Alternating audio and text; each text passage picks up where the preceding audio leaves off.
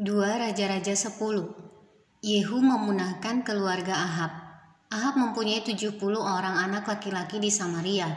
Yehu menulis surat dan mengirimnya ke Samaria, kepada pembesar kota itu, kepada para tua-tua dan kepada para pengasuh anak-anak Ahab, bunyinya, segera sesudah surat ini sampai kepadamu, kamu yang mempunyai anak-anak tuanmu di bawah pengawasanmu, lagi pula mempunyai kereta dan kuda dan kota yang berkubu serta senjata.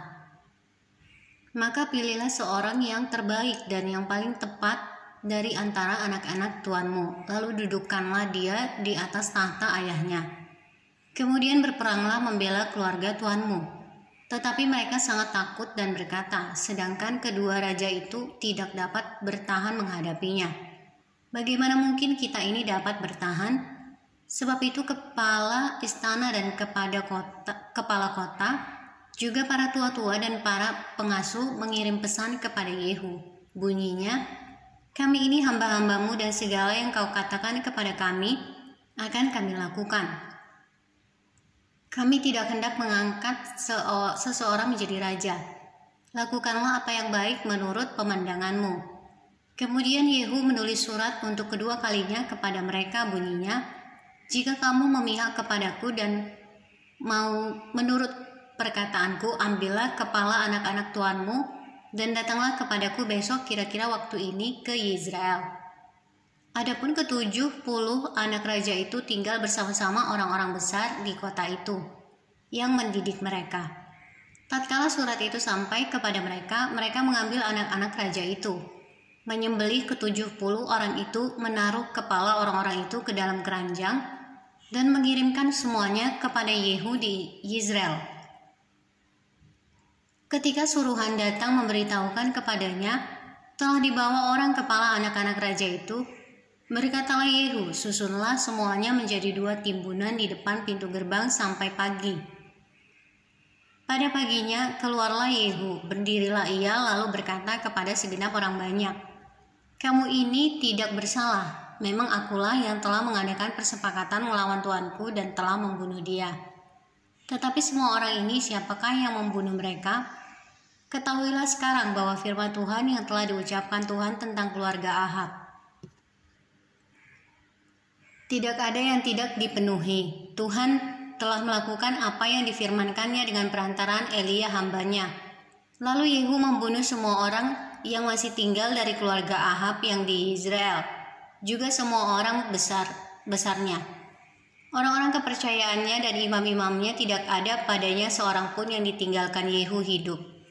Kemudian bangkitlah Yehu pergi ke Samaria di jalan dekat Bet Eket, perkampungan para gembala. Bertemulah ia dengan sanak saudara Ahazia, Raja Yehuda. Lalu ia bertanya, siapakah kamu ini? Jawab mereka, kami adalah sanak saudara Ahazia, dan kami datang untuk memberi salam kepada anak-anak raja dan anak-anak ibu suri. Berkatalah Yehu, tangkaplah mereka hidup-hidup. Lalu ditangkaplah mereka hidup-hidup dan disembelih dekat perigi Bet Eket 42 orang, dan tidak ada seorang pun ditinggalkannya hidup daripada mereka.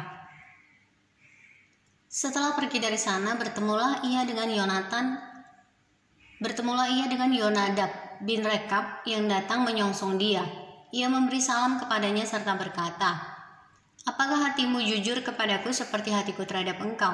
Jawab Yonadab, ya. Jika ya, berilah tanganmu. Maka diberinyalah tangannya, lalu Yehu mengajak dia naik ke sampingnya ke dalam kereta.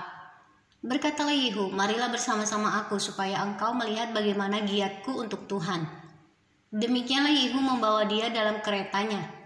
Setelah Yehu sampai di Samaria, maka ia membunuh semua orang yang masih tinggal dari keluarga Ahab di Samaria. Ia memunahkannya sesuai dengan firman yang diucapkan Tuhan kepada Elia. Yehu menghapuskan penyembahan Baal. Kemudian Yehu mengumpulkan seluruh rakyat, lalu berkata kepada mereka, adapun Ahab masih kurang beribadah kepada Baal, tetapi Yehu mau lebih hebat beribadah kepadanya. Oleh sebab itu, panggillah menghadap aku semua nabi Baal, semua orang yang beribadah kepadanya dan semua imamnya, seorang pun tidak boleh tidak hadir. Sebab aku hendak mempersembahkan korban yang besar kepada Baal. Setiap orang yang tidak hadir tidak akan tinggal hidup. Tetapi perbuatan ini adalah akal Yehu supaya ia membinasakan orang-orang yang beribadah kepada Baal. Selanjutnya Yehu berkata, tentukanlah hari raya perkumpulan kudus bagi Baal. Lalu mereka memaklumkannya. Yehu mengirim orang ke seluruh Israel, maka datanglah seluruh orang yang beribadah kepada Baal. Tidak seorang pun yang ketinggalan, lalu masuklah semuanya ke dalam rumah Baal, sehingga rumah itu penuh sesak dari ujung ke ujung. Kemudian berkatalah Yehu kepada orang yang mengepalai gudang pakaian, keluarkanlah pakaian untuk setiap orang yang beribadah kepada Baal.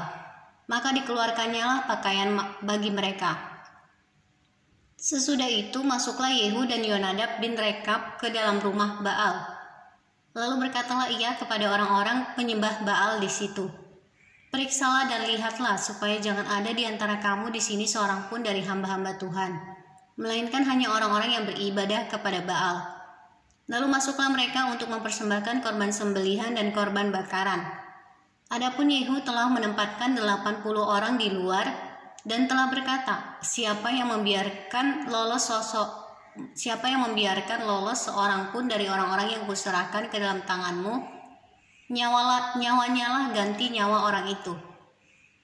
Setelah Yehu selesai mempersembahkan korban bakaran, berkatalah ia kepada bentara-bentara dan kepada perwira-perwira, masuklah, bunuhlah mereka, seorang pun tidak boleh lolos.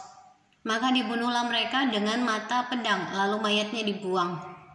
Kemudian masuklah bentara-bentara dan perwira-perwira itu ke gedung rumah Baal.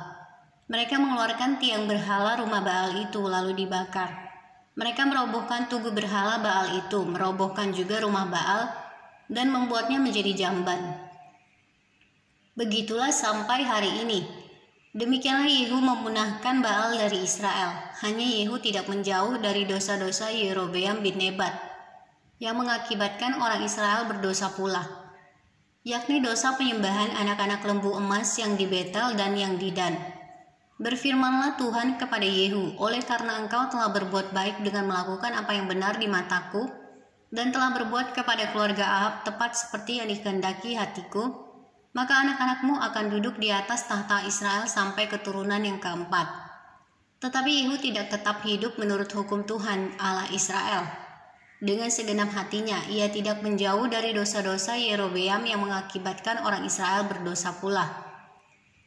Pada zaman itu mulailah Tuhan menggunting daerah Israel, sebab Hazael mengalahkan mereka di seluruh daerah Israel, di sebelah timur sungai Yordan dengan merebut seluruh tanah Gilead, tanah orang Gad, orang Ruben, dan orang Manasye, mulai dari Aroer yang di tepi sungai Arnon, baik Gilead maupun Basan. Selebihnya dari riwayat Yehu dan segala yang dilakukannya dan segala kepahlawanannya, bukankah semuanya itu tertulis dalam kitab sejarah raja-raja Israel? Kemudian Yehu mendapat perhentian bersama-sama dengan nenek moyangnya, dan ia dikuburkan di Samaria. Maka Yoahaz anaknya menjadi raja menggantikan dia. Adapun lamanya Yehu menjadi raja atas Israel di Samaria adalah 28 tahun.